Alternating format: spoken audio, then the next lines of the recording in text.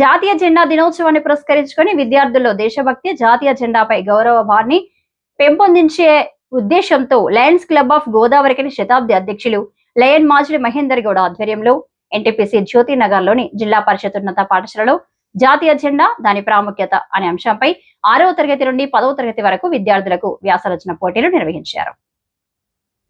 ఈ పోటీలో సుమారు 60 మంది విద్యార్థులు ఎంతో ఉత్సాహంగా పాల్గొని దేశభక్తిని ప్రతిబింబించేలా తమ ఆలోచనలను వ్యాసాల రూపంలో వ్యక్తపరిచారు. విద్యార్థుల ప్రతిభ, జాతీయ జెండాపై వారి అవగాహన, న్యాయ నిర్ణేతలను ఆకట్టుకుంది. కార్యక్రమంలో పాఠశాల ప్రధానోపాధ్యాయులు జయరాజు పాల్గొని విద్యార్థుల దేశభక్తి విలువలను పెంపొందించడంలో ఇటువంటి కార్యక్రమాలు కీలక పాత్ర పోషిస్తాయని పేర్కొన్నారు.